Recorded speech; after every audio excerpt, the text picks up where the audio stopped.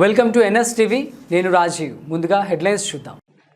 Doctor BR Ambedkar Konaseema జిల్లా కొత్తపేట నియోజకవర్గం రావులపాలెం గ్రామంలో ఇటీవల జరిగిన విగ్రహ ఏర్పాటు సంఘటనపై స్పందించిన డాక్టర్ బిఆర్ అంబేద్కర్ కోనసీమ జిల్లా వైఎస్ఆర్ కాంగ్రెస్ పార్టీ అధ్యక్షులు చిర్ల జగ్గిరెడ్డి ఈ రోజు రావులపాలెం వైఎస్ఆర్ కాంగ్రెస్ పార్టీ క్యాంపు కార్యాలయం వద్ద నిర్వహించిన మీడియా సమావేశంలో ఆయన మాట్లాడుతూ, మహనీయుడు శ్రీకృష్ణ దేవరాయలు వారి చిత్రపటాన్ని అవమానించామని మరియు కాళ్ల కింద వేసి తొక్కామని కూటమి ప్రభుత్వం వారు అసత్య ప్రచారం చేస్తున్నారన్నారు.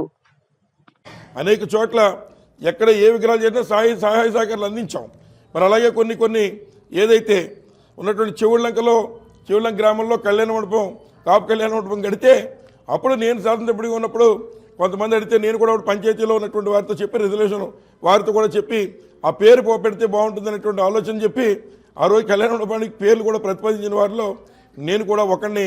అలాగని ఇవాళ ఎక్కడైతే అలాగే మరి ఏదైతే ఇవాళ ఉన్నటువంటి ప్రాంతంలో ఏదైతే 3 కళ్యాణ మండపాలు ఏదైతే నేను చెప్పినటువంటి రోడ్లో 4 కళ్యాణ మండపాలు ఏదైతే 4 కళ్యాణ మండపాలు, స్కూళ్ళు, హాస్పిటళ్ళు, అలాగే అటు మీదుగా వెళ్ళేటువంటి మరి రావులపాలెంలో అతిపెద్ద మార్కెట్ యార్డ్కి వెళ్ళేటువంటి వాహనాలు మరి ఉదయం కూడా అటు నుంచే వెళ్ళేటువంటి పరిస్థితి ఉండడం వల్ల మరి రాకపోకలకు ఇబ్బంది అయితే పర్వాలేదు, యాక్సిడెంట్లు జరుగుతాయి, ప్రాణం విలువ మళ్ళీ వెనక్కి రాదు.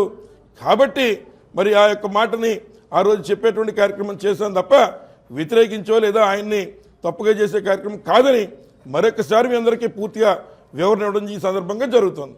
ధన్యవాదాలు.